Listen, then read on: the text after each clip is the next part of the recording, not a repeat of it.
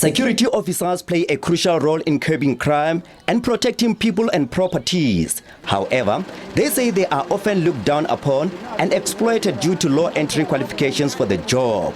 The Sekhukhune Security Crisis and Demands Forum, which represents over 500 security officers in the Sekhukhune district, has raised several challenges faced by the security officers. The security guards work in various municipalities and departments.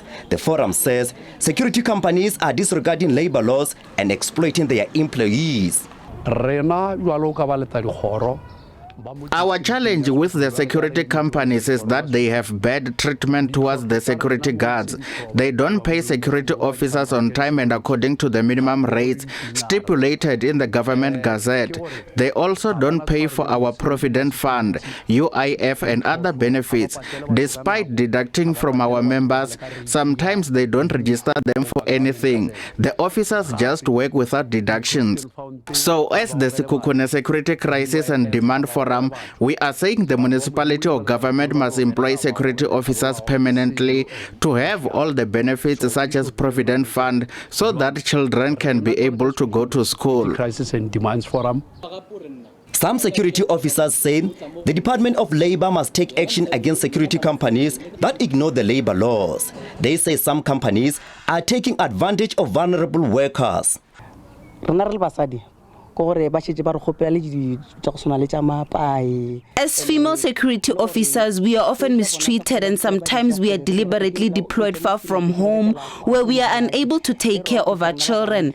We are calling on our companies and managers to treat us well and with respect. Some of us as women, we are asked for sexual favors to get employment or better treatment at work.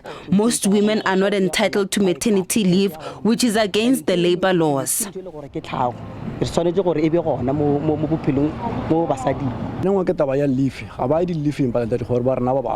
Our job is dangerous and our lives are always at stake. Most of the time, when police officers are called to the crime scene, they usually find us after we have already arrested the criminals.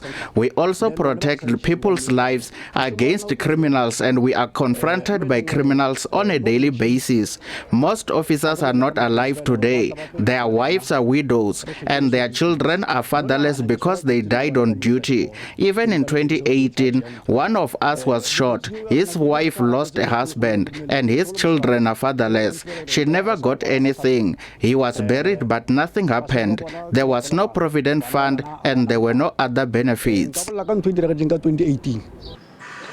Meanwhile, the National Union of Metal Workers of South Africa says it's concerned that many privately owned security companies do not adhere to the collective agreement. NUMSA says the agreement was signed as part of the negotiations in the private security sector's bargaining council.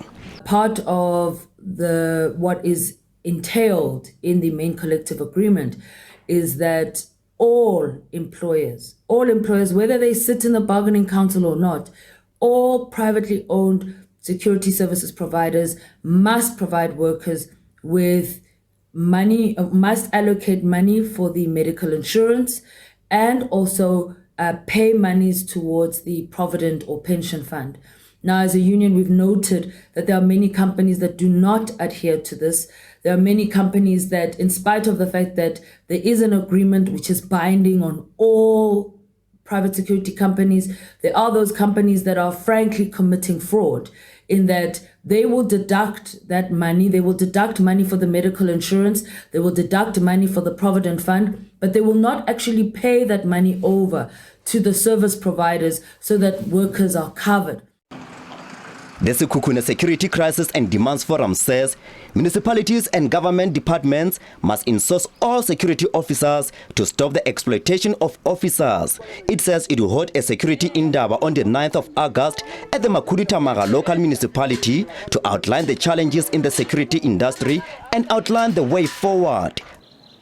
I'm Koke Jomodao, SABC News, Sekhukhune.